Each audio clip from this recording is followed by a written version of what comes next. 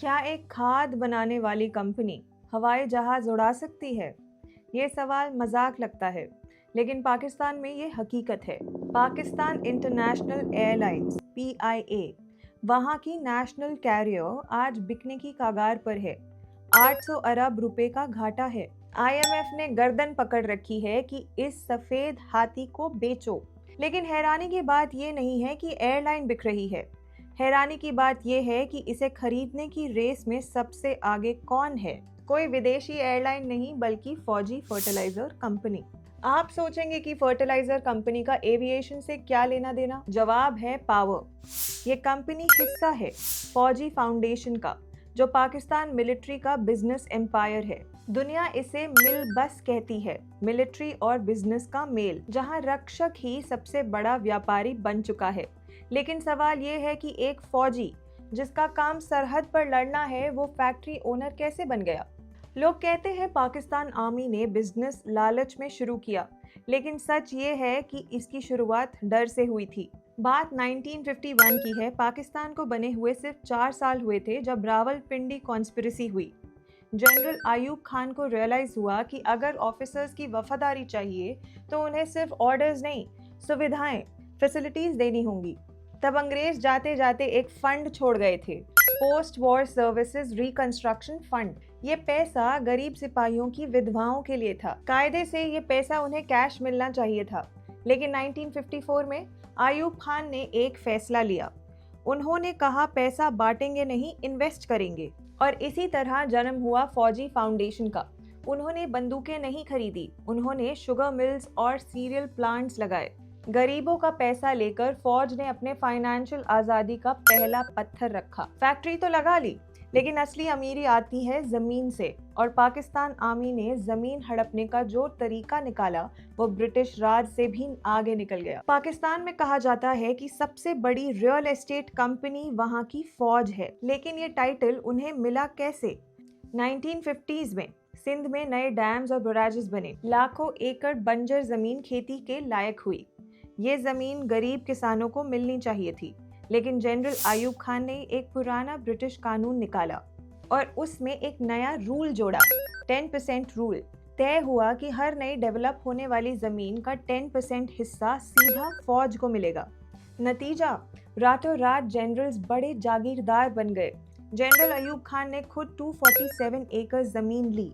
General मूसा ने 250 acres. जो officer salary पे खुद डिपेंड करते थे, वो अब जमीनों के मालिक थे।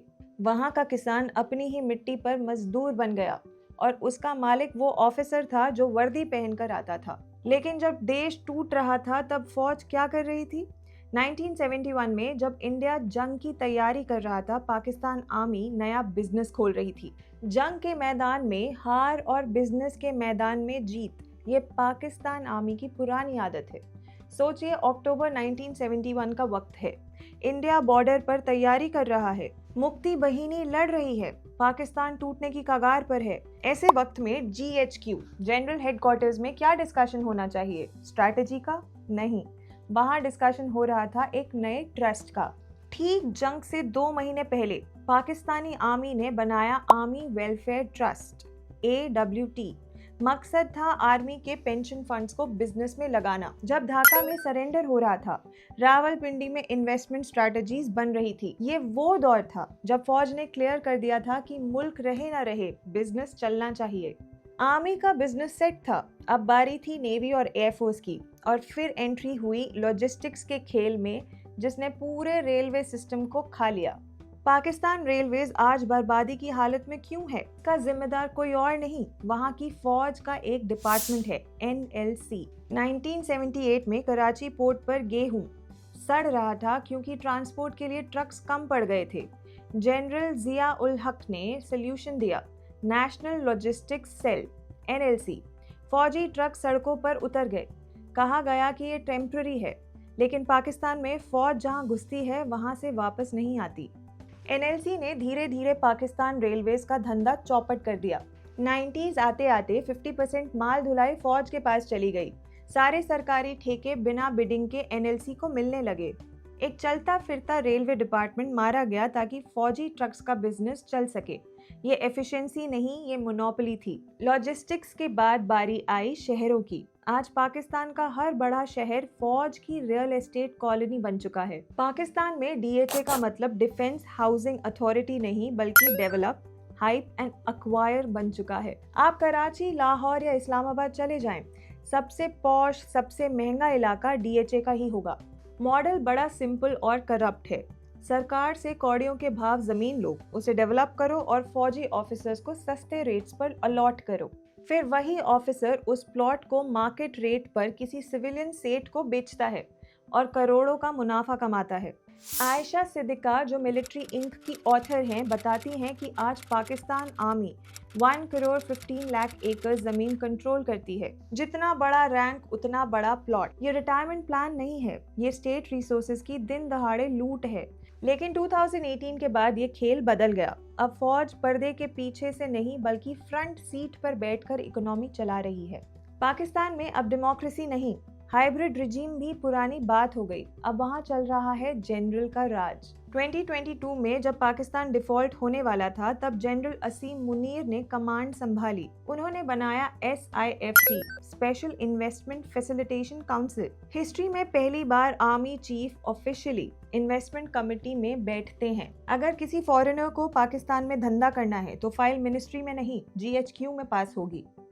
ग्रीन पाकिस्तान के नाम पर लाखों एकड़ जमीन कॉर्पोरेट फार्मिंग के लिए फौजी फाउंडेशन को दी जा रही है। मैसेज साफ है, पॉलिटिशियंस बस चेहरा है, असली CEO पाकिस्तान की आर्मी है। और यही सारी कड़ियां जुड़ती हैं उस खबर से जहां से हमने शुरू किया था, PIA की नीलामी। 193 AD में रोम के प्रेटोरियन गार्ड्स ने तख्त बेचा था। 2024 में पाकिस्तान आर्मी नेशनल एयरलाइन खरीद रही है। सर्कल पूरा हो चुका है। फौजी फर्टिलाइजर कंपनी का PIA को खरीदने का ऑफर सिर्फ एक बिजनेस डील नहीं है, यह सबूत है कि 1954 में जो फाउंडेशन रखी गई थी वो आज पूरा देश निगल चुकी है। फौज ने कहा था हम बिजनेस करेंगे ताकि सरकार पर बोझ ना बने। आज वो कह रहे हैं सरकार डूब रही है इसलिए हम एसेट्स खरीद रहे हैं। कान इधर से पकड़ो या उधर से, पैसा घूम फिर कर खाकी वर्दी की तिजोरी में ही जा रहा है। जब देश का रक्षक ही सबसे बड़ा व्यापारी, जमींदार और बैंकर बन जाए तो वो देश देश नहीं रहता, एक कंपनी बन जाता है।